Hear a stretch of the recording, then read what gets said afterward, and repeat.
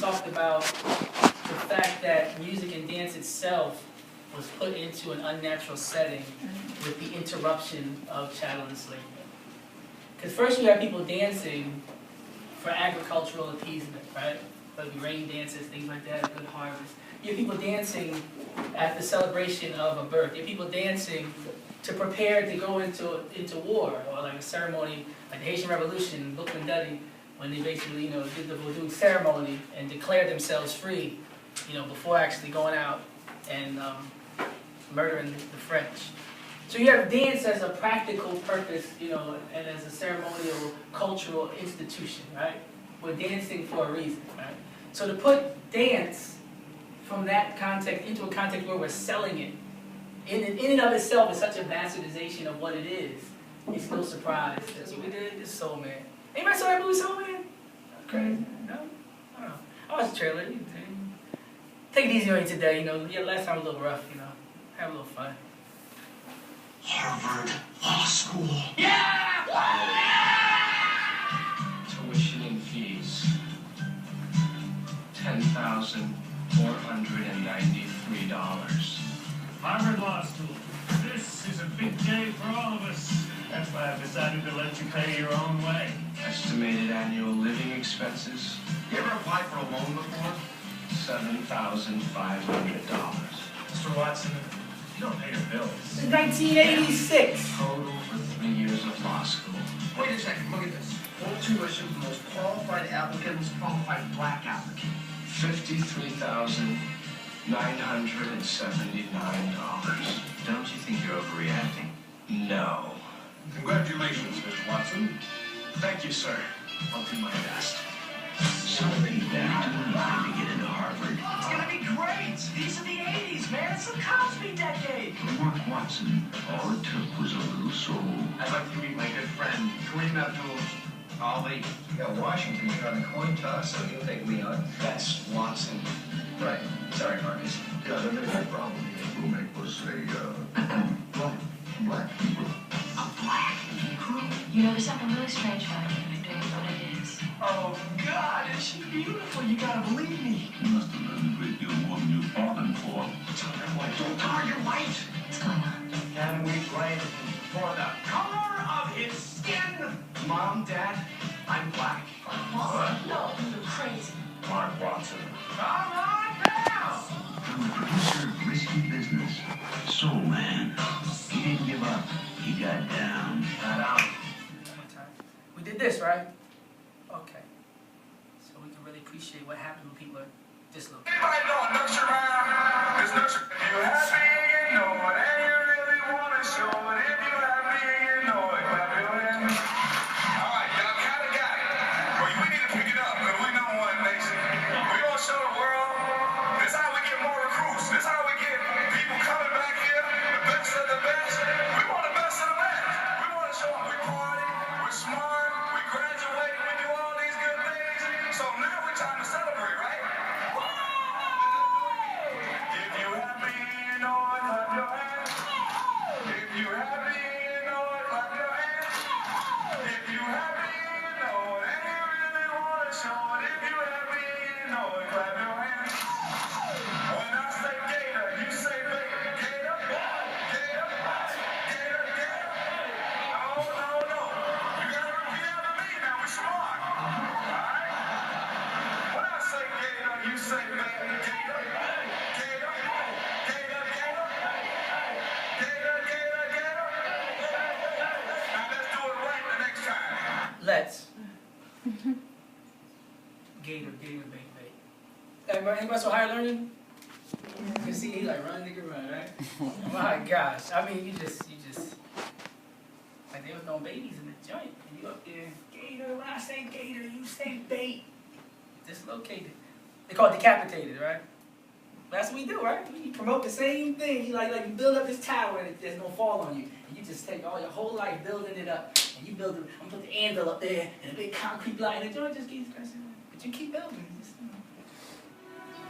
When the gates of the Nazi concentration camps were finally closed, as many as 15 million people had been exterminated.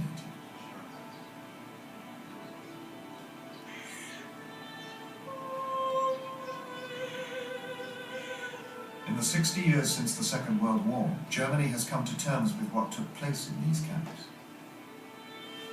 But what few people realize is that places like Auschwitz were not Germany's first concentration camps, and the Holocaust was not Germany's first genocide.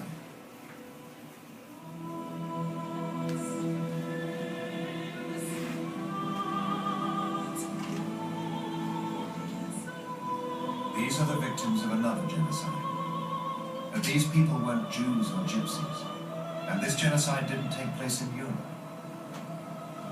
These are the remains of Africans.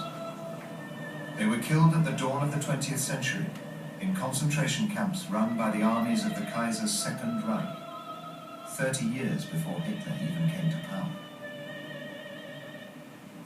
They lie here, forgotten, in the desert wastelands of what is today the modern African state of Namibia.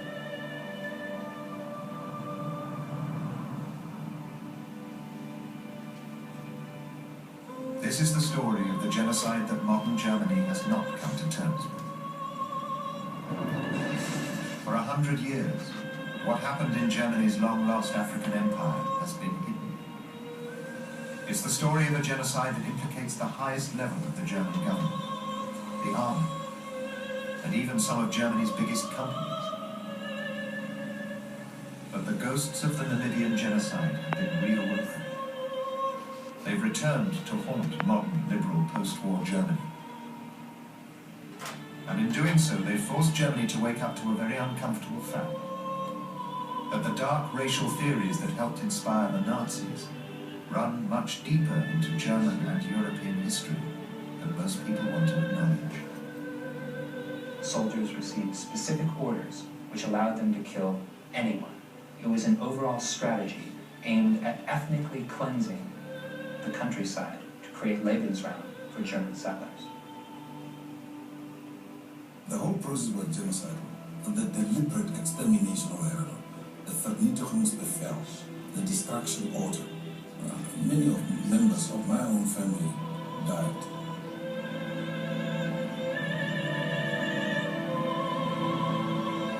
Today, the grandchildren of those who survived the Namibian genocide have begun to fight for compensation, and for Germany to acknowledge the first genocide of the 20th century. Who knew about that? I did. Got one? Just you? So when you know more about somebody else's Holocaust than your own, that's what we're talking about, dislocation. That's why we say Afrocentricity is a means to regain sanity. When you know somebody else's story better than you know your own story, you are crazy. You are crazy. You are off your center. You are dislocated. When you can rattle off statistics and times and places about somebody else's suffering, but cannot articulate your own and wonder why you do not know one like yourself. We are talking about decapitation and dislocation. That's why it's an ideological war. Because they are promoting it, and we are working to dismantle it. Point blank, period. It is a war of ideas. It is complete opposition. I think it is criminal to educate somebody outside of themselves. Know yourself. Man, know yourself. Know thyself. If you go all this way and not know yourself, then you don't know anything. That's the whole point. When we did the whole pyramid thing, like it's an ascension. The mystery system took 40 years to become a master. Because you're not just learning facts to regurgitate. You are learning how to become better, to reach a level of divinity, right? Like you're growing. But you're not growing learning about somebody else's story above your own and not even being told your own story. That's warfare. So when I go to class every year, every semester, I say, who knows this? People tell me 6 million people died in the Holocaust. Dude, you said 15 million. That's not, it's not a couple people off, man. It's more than double. The Berlin Conference was a meeting between the 14 powerful European countries who were set on dividing Africa among themselves. But before we start talking about the Berlin Conference, we need to know why it took place. The Berlin Conference occurred because there was constant fighting between the countries for the ownership of Africa. This was known as the Scramble for Africa. Many of these countries wanted to control Africa due to the valuable resources the country contained. Not only did Africa contain the resources of copper, gold, tin, diamonds, and cash crops that were used to fuel their markets and industries, But to the Europeans, Africa had a lot of people that they could use for free labor. As I said before, the European countries were constantly fighting and claiming the land of Africa. But King Leopold II of Belgium was sick and tired of the bickering, and convinced the other countries that meeting together and splitting the country civilly would be more reasonable than physical fighting. So in 1884, Germany's first chancellor, Otto von Bismarck, and many diplomats from 14 countries met up to divide Africa. However, no African leaders were invited to this affair. Of course not. And to this day, those lines, you see a map. They just decided. So we say that power is the ability to define somebody else's reality and have them accept, that reality as their own. This is rooted in tangible events. Like literally, this is the way I see reality, and it's going to be your reality. Over. And that's how this machine is running. This machine is running on oil and other people's resources and labor. If they didn't give the labor, they would shut down. Because there's people now who are manufacturing goods in Africa, shipping them over to Asia, India, and Europe, and they're selling them back to Africans. Because Asian, Indian, European companies. Like Goodyear, which sort of rubber, right? So when you there getting your hands cut off and you make the rubber, you don't make the profit off the rubber. You make the rubber, somebody else takes it, sells it around the world, even sells it back to you. So even if you just stop working, that system would collapse. Because how would we all just walk into the mall and have clothes there? None of us are sewing shit. I'm saying, nobody in here is making mass-producing clothes, right? So we can all go to the mall because somebody else spent their whole life mass-producing clothes. Not a mystery, right? I hope I'm not shocking anybody. I hope you think that the mall, they had a clothes machine. No, there's somebody stitching and dyeing and laying out in the sun, and there's somebody cutting cows, and there's somebody doing these things. That's their life. So that your life could be, when I get off work, I'm going to go grab a jacket. Period, right? Can't function any other way. If they stopped living that way, you couldn't live the way you lived at all. You'd have to learn to cook and grow food and sew clothes. And then when we'd have time to do all the great things we do, like play video games about Scandal Empire, right? We have to farm. We looked at Martin Delaney and Bishop Turner. There's a lot of people who are doing things. Like we talked about David Walker's appeal, Dred Scott's decision. People try to work within the system, right? People are doing things, but nobody was investigating them and putting mail fraud charges on them and putting them in exile and making them die penniless and assassinate character. That was Marcus Garvey. The guy who was trying to leave and not participate was the greatest threat. I should tell you something. The guy said, you know what, I don't want none of this, I'm out. Whoa, whoa, whoa. Right, do we talk about that with relationship analogy? Person dogs you out, teach you bad, the second you try to leave, right, Lauren Hill, No, X Factor? Okay. But yeah, the second you try to leave, all of a sudden you want to cry. Now he got a poem. Where was the poetry when you was pushing me around? Right? But it's an interesting dynamic where it's like, I don't like you, but please, don't leave. I hate you, I despise you, I want to kill you, I want to rape you, but please, don't leave. I can't even raise my own kids. Please, don't leave. To this day, you can go to Central Park in New York, and you see all the Caribbean, African nannies in the world. But I hate you, but you're ignorant. But you're an animal. But watch my daughter. Please, don't leave. So if somebody comes along and represents a shaking up, and has the courage and the disinterest, or is disenfranchised to a degree, where he has very little to no investment in the current status quo. Like son of a Black Panther, right? I have no interest in supporting this, maintaining this, or promoting this. People on the other side are like, whoa, what's he about to say, right? I get that look all the time, especially if I don't have a tie on. I get on a mic, if I got a hoodie on, half the crowd is like, right? Everybody who's not black is like, is this nigga about to tell the truth? And everybody who's black is like, is this nigga about to embarrass us in front of master? It's a problem. And Marcus Garvey said the whole world is run on bluff. I see this as bullshit. That's a dangerous place to be. In a matrix, because that's the worst opinion and perspective you could possibly have. You're supposed to view this as real, as valuable, as moral and necessary, and predicated upon your very existence. Like people say, yo, the dollar's gonna fall, right? Because they're attached to the dollar in the way they've been taught to be attached to the dollar. That's why they have a fear of not having a dollar.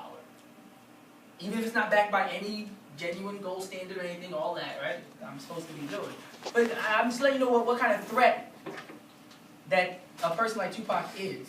And it's not so much because he's articulate or has this geopolitical awareness or he can give this macro analysis of white supremacy and racism and classism and all that. Which is, on some level he did, but it's the potential. And the potential comes, like COINTELPRO said, he said, we didn't feel Elijah Muhammad, he was too old. He said, we didn't fear Martin Luther King, he was too infused in the power structure. And fear Stokely Carmichael because he had the energy, the courage, and the charisma. When you get people to like you, man, you dangerous. I have no more campaigns to run. I know it's one of them.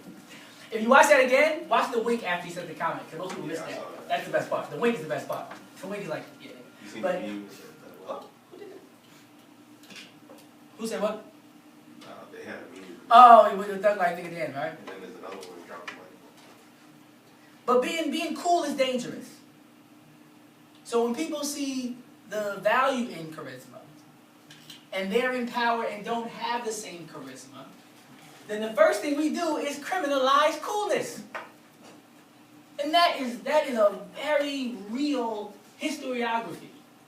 Whether it's shades with the glasses, whether it's leather jackets back with the gangs, whether it's a hoodie with Trayvon, whether it's sagging your pants, whether it's the afro, whether it's gold teeth, there's always this attempt to parody it, right? Foxy Cleopatra, black exploitation. Whenever there's something that I can't do, but I'm in power, I'm going to tear that down. Because I can't go get a fro tomorrow, so fro ain't going to work. Right? Columbus on the shore talking about, they have these shamefully large penises. Right? Shamefully. I'm going to move on that, I'm going to move on. You get the point, though. Like, I'm telling you, election coming, well, I'm gonna get in trouble with that one. I'm gonna keep it real. Okay, Birth of a Nation. Who knows about this, right? We saw this, right? This is one of the supreme picture of all times. All times. Who knew the numbers though? 18,000 people. Right. Were part of that film. That's back with the the big movies like Ten Commandments, the 3,000 horses, and took 3 years to produce this Ku Klux Klan, the heroes, right? That's right. And one of the main scenes is when they had the Blackface, white people in blackface in the House of Congress situation with the feet up, dancing, eating chicken, because they feared that, these niggas, should never gave niggas money, right? Go back home, Kendrick Jones. So if they get free after slavery, they're going to be in the White House. The irony, right? These niggas going to be in the White House. So I'm saying that this is a long story. So when people say, oh, President Obama, oh, I don't like him, they didn't like him before he was born. That's right. That's right. This is and that's what Tupac said. It says, it's even about me. It's about some nightmare they're having. That was a powerful statement. He recognized something at that point that he didn't seem to recognize previously. Oh, they're doing this to me. It had nothing to do with you. You're an exchangeable variable for any other person or force representing the same energy or mission.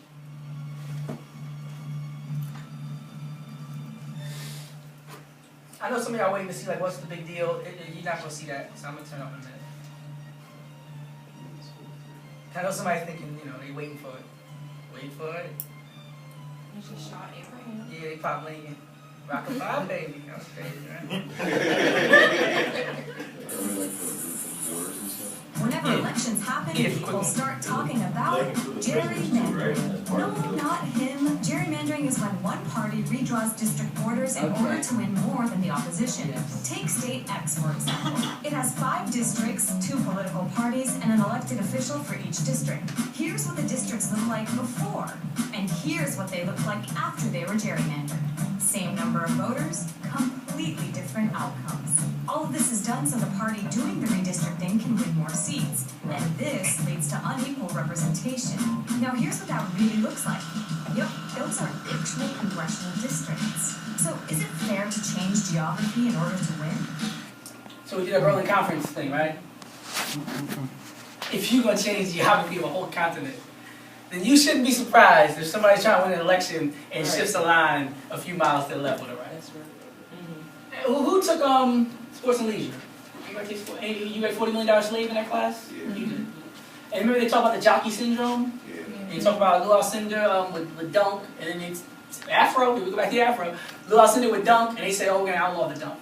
Mm-hmm. Yeah. We're going to make the dunk illegal. Because we can't dunk. It's like jockey started winning, so it's like... The jockey syndrome. We're going to change the rules. Yeah. As you do better, we'll Just change the rules. But that gives people an understanding of the mentality of somebody who says, I'm not playing. Because it makes more sense then. Right? I didn't put Charles Barkley here today, but we're going to get to this whole politics respectability a little bit, touch on it today. But for somebody to be like, F this whole thing, there's an argument for that as well. Right? We talk about it a whole lot. Of course, we always have the trouble of getting the attention that we think it deserves. There have been a few Democrats that have talked about it. Senator Kerry's office has done some work. He's done a lot of the investigation. Right, and I think he's on to something. And Same Senator Kerry that ran for president later and wasn't saying that. The CIA has given Noriega over the years $200,000 a year. Oh, yes. And they kept feeding him money, even when Bush was the head of the CIA. I think George Bush is deep into it, well over his head. Somebody asked me once if I thought George Bush knew about as much what's going on as Ronald Reagan. I think George Bush knew a lot more about what was happening in the CIA, because I think Reagan was probably more removed from it. I mean, just by his own personality and maybe his age or something. That's an insane question. You know George Bush was the head of the CIA. That's right. Papa Bush, not George W. Right, Papa, the old World guy. War III. Yeah. Right. The old man. Huh? So when? In the 80s. Right, in the 80s, right. Yeah, before he became president. When Ronald Reagan was president, George Bush was head of the CIA. To my senior. Yeah. Y'all didn't know that he was head of the CIA? I knew that. Oh, this is so funny. To the fact that he was a member of this, head of the CIA, I think he was very, very close to it. He knows exactly what was happening. And I believe the rule that once a CIA member, always a CIA member. And I think it's awful interesting. Can you imagine, it would alarm a few of us in this country if all of a sudden we knew that the leader in the Soviet Union would be the head KGB agent. And here we take our head CIA agent and put him, potentially the head of our entire country. Fortunately, I wish that we could get this information out. Yeah, I'm trying. It's just a little late, though. It was like 20 years ago. But, yeah, he was saying how alarming that would be if that happened anywhere else, like the head intelligence dude becoming president. That's so cool. Yeah, he slid it in, too. Reagan had Alzheimer's and everything, and he was like, Reagan was a little removed, and he was over. Because he still had political aspirations. You gotta cover yourself, man. Mm-hmm. Like, even when you say John Kerry was going hard with this too, but you still have an out, I heard comment on race recently, People still leave themselves, they leave the door open, like, I'm still with you, brothers and sisters, still with you. Come back to party, You never want to let that door close. Tupac was like, man, F them, with the people. People turn back on him, he was like, oh, this stuff. So people like to, serve two masters, right? That's possible, right? God and mammon. But yeah, this was, first in report moment. Talk about being in the wrong place at the wrong time. Now, we all know that the U.S. government, the director of the Central Intelligence Agency was coming to watch the face of the people. What was going on? Somebody with historical context would note an event like the Opium Wars in China. Right, China. Right. So you've done this before. You've not liked people, wanted to get a hold on them and get access to them, and you put drugs on their continent. Like, this is overseas. Like, this is a bigger deal. Somewhere you're not even there. It's different from a war and you're sending the drugs back in body bags with soldiers. At least you're there, you're active in both areas. In China, this is more infiltration. This is a more calculated operation on a larger scale. So you've done this. You've destabilized entire countries with drugs. And in the 60s, you got people talking about uprising and going to Washington, right? So Kendrick's, album cover and all that. In the first song, he said he got the gun on his lap for the CIA, right? So you see that this works. This worked. This worked in China. China had a military. These people have chapters. Black Panther Party chapters. Right. We destabilized China with coke.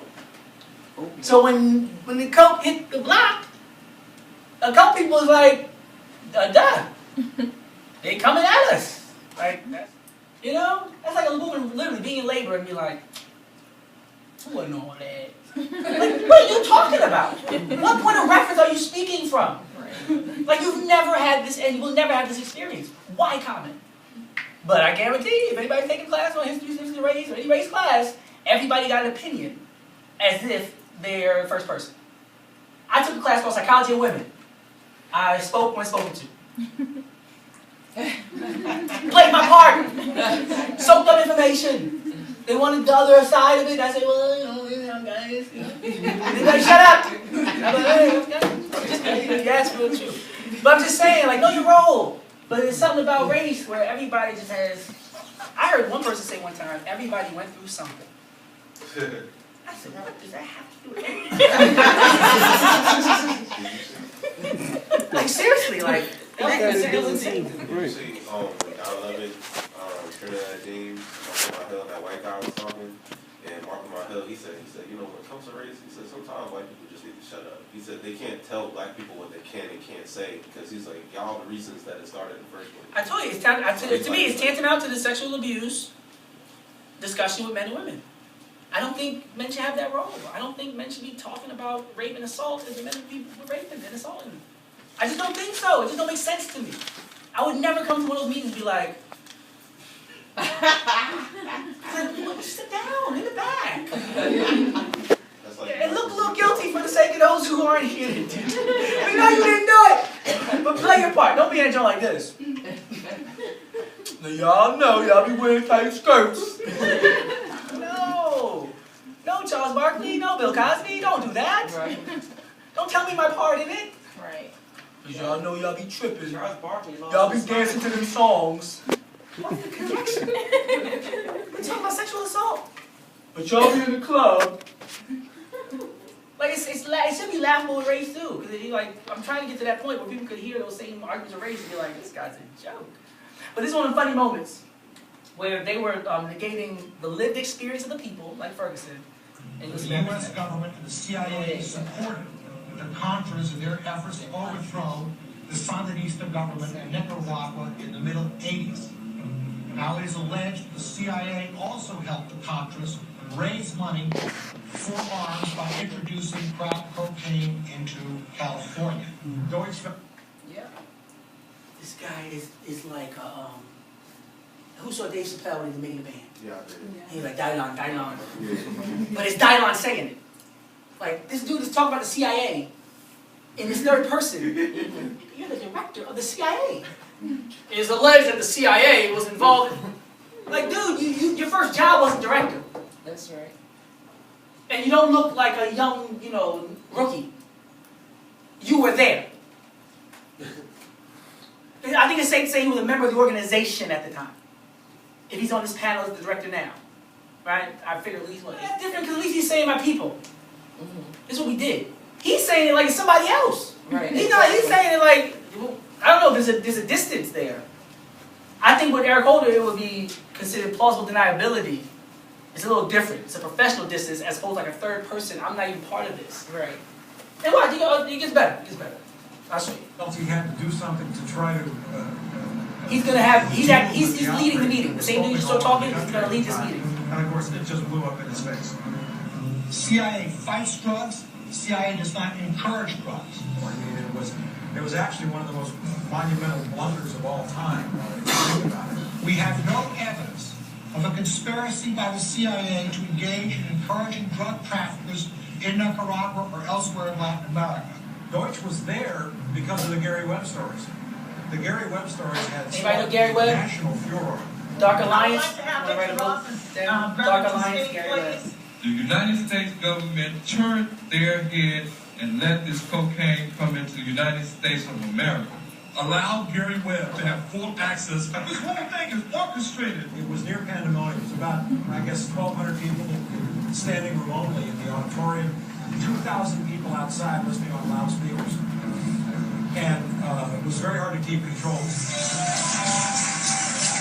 I got called on finally, and I said to her very clearly, I was looking right at Deutsch. I am a former Los Angeles police narcotics detective, and I work South Central Los Angeles, and I will tell you, Director Deutsch, that the agency has dealt drugs throughout this country for a long time.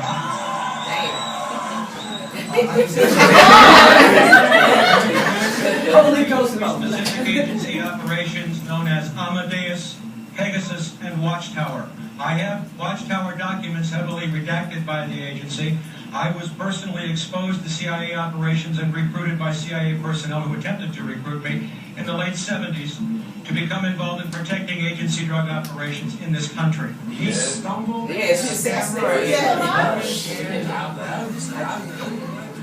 If you have information about CIA illegal activity in drugs, you should immediately bring that information to wherever you want. Let me suggest 3 places. The Los Angeles Police Department. And of course, my response was, I started there 18 years ago, sir, and they tried to kill me. Now what do you want me to do? If this information Is that Maxine Waters? turns up wrongdoing, we will bring the people to justice and make them accountable.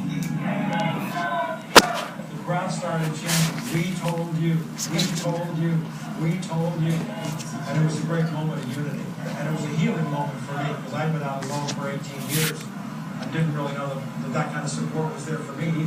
The average person in South Central Los Angeles did not know anything about really how the CIA worked. They had an intuitive sense.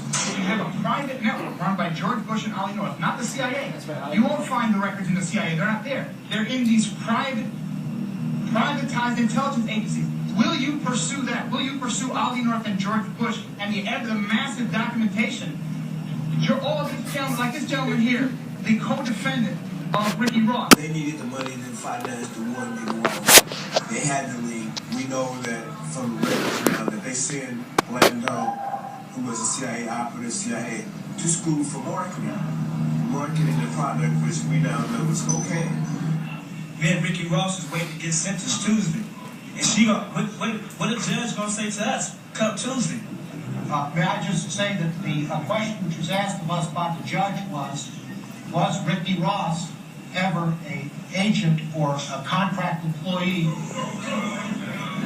I already knew that from the beginning of General Blandon that he was sending supplies and things of that nature, computers and guns in Nicaragua to fight war. Ricky had already served a 5.5-year sentence for dealing crack, but was now given a second 20-year sentence after being set up by his former partner Blandon, while Oliver North walked away as a hero, wealthy and free to try his hand at politics.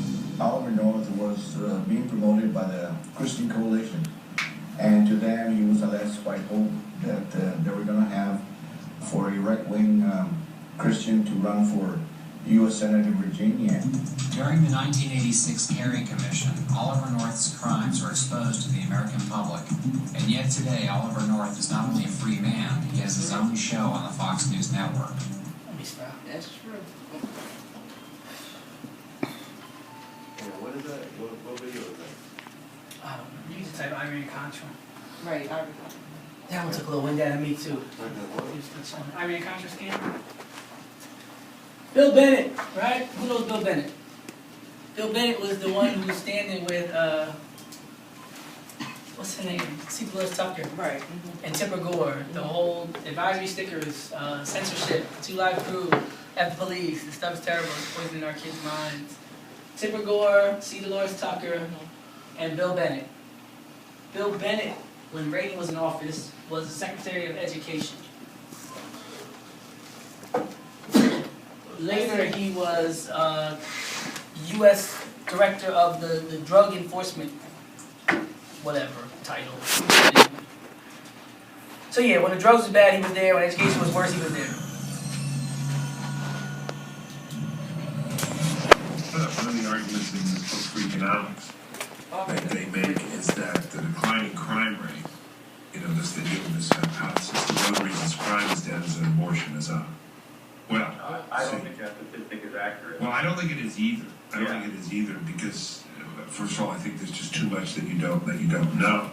But I do know that it's true that if you wanted to reduce crime, you could, if that were your sole purpose, you could abort every black baby in this country and your crime rate would go down. That would be an impossible. Right. No. But I do know that it's true that if you wanted to reduce crime, you could, if that were your sole purpose, you could abort every black baby in this country and your crime rate would go down. That would be an impossible, ridiculous, and morally reprehensible thing to do. But your crime rate would go down. Talk about morals? He's Director of Education. In charge of that. But, still working, right? Yes. This is all the way up to Obama. That was a long time ago. This is after the election. This is the night of the election. Because a lot of people say, people started patting themselves on the back and this and that. I always like to put names, with nonsense.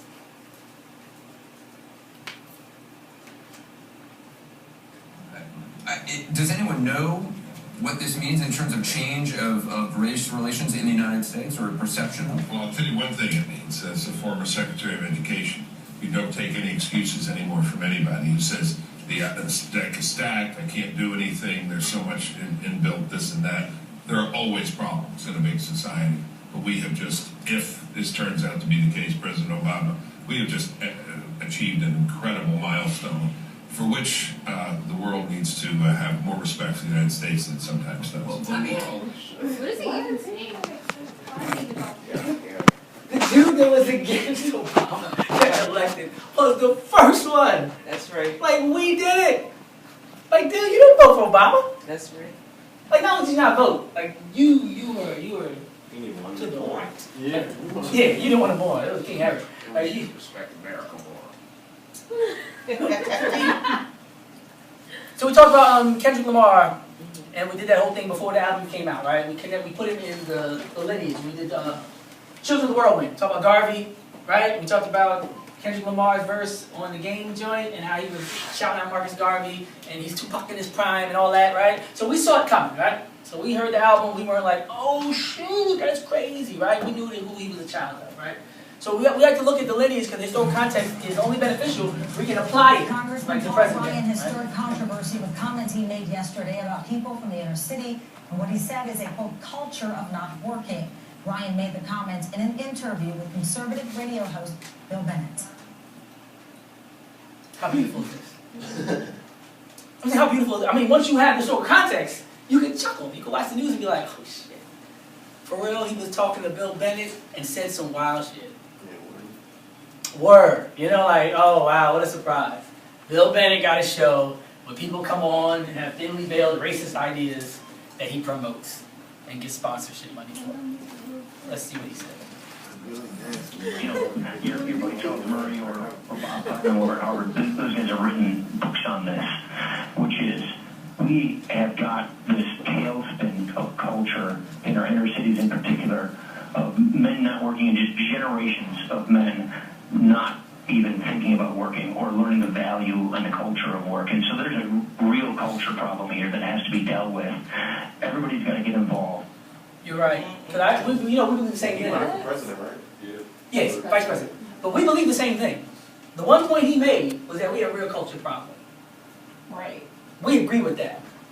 That whole Messiah thing I showed you in the beginning, or I showed you the Ma'at, or I showed you the argument against feminism because they're not going to talk about Ma'at and 300,000+ years of woman rulership and self-definition. If women have been defining themselves for 3/4 of human history in a certain way, and you want to get that status back, but you don't mention that history, you are a fraud. And I tell them to their face every day. Where's Ma'at? Where's Queen T? Where's Queen Nzinga? Where's the people that were known for decapitating warriors and waged wars for years? Women, rulers, marching into battle in front of the armies. Where are they? I can show you them. I can show you these people. Don't show me no mythical Lesbos, Amazon, no nonsense. Women have been ruling as equal counterparts to men for hundreds of thousands of years, but since their skin tone is wrong, you want to go and give me a bra burning. Get out of my face. That's right. That nonsense. That's right. As if I said the structure that's keeping some woman down. I tell her, you see it. You say, okay, I can show you 1959 to 1965, right? Like dead presidents, right? The chick jumping out the right? I can show you how we was riding, right? Even as, like he said, even with the sexism in the Panthers, you could see Elaine Brown takes the power of being the only one in charge. And how you could see who was on what side. Internal issues, internal sexism. Yes, colonized people. We learn from the best, right? Okay.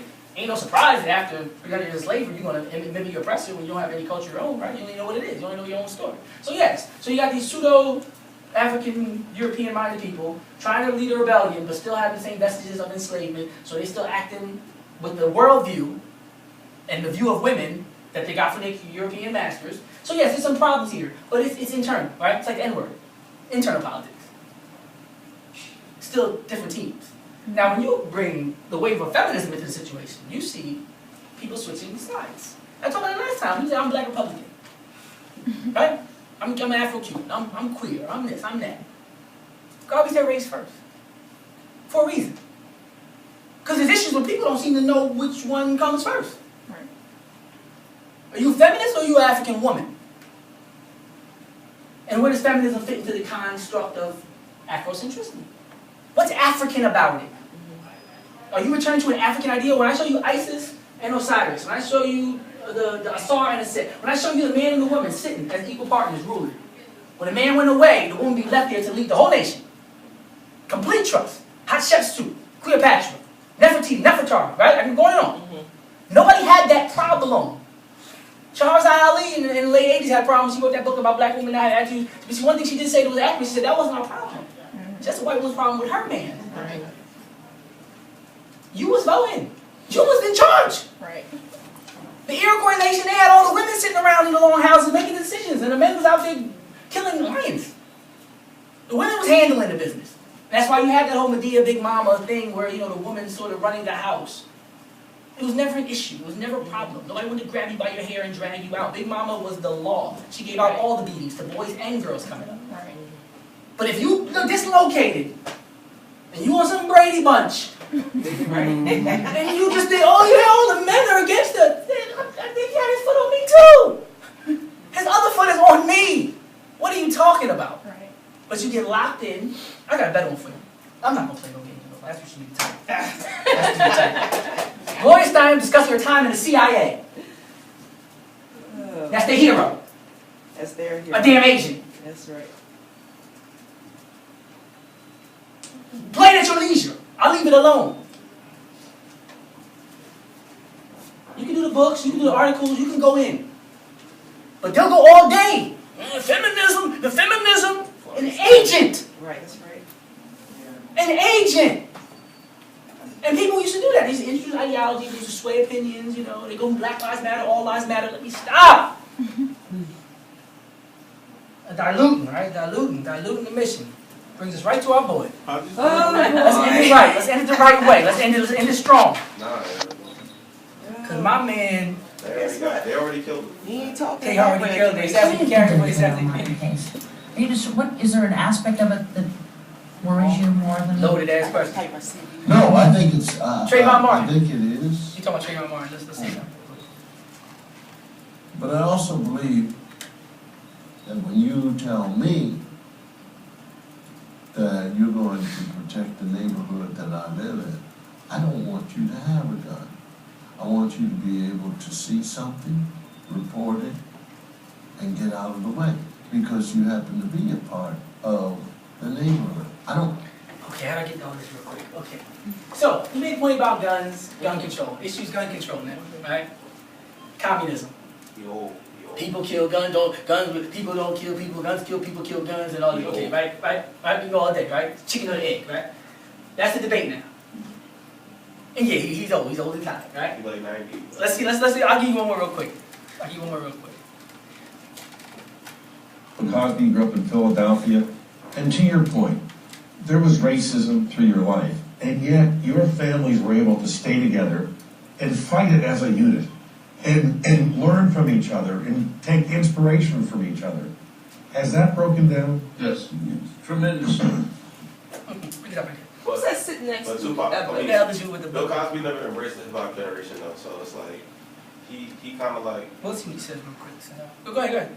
No, like the question. You know, like he used to say things like he never it's like he came from the projects, but it's like he made it big and then he forgot. Like, tell you how disappointing it is to hear philosophies come from people. And the only way I can describe it is a friend of mine who says, some people are acting with abnormal, trying to make it normal, and that's insane. And that's what he said. I hear things coming out of the mouths of babes, things that they believe. Example, one of the most old-fashioned things. Kids study. And so they say to the kid, you're acting white, which is a put down. I know I said this like 2 or 3 times before, that's why I just... So he never answered me his question. I don't know why this is still, and I'm talking these pictures up, right? Columbia, Yale, left Columbia to music, Morehouse, 5th to 6th grade education with learned men on the planet Earth. Nobody said they acted white. Right. Stop with that one, man. There's more to it than you reading a book where somebody says you're acting other than yourself. And we talk about it being in class. Because you're acting other than yourself. What agenda are you supporting? Who are your heroes? What is your worldview?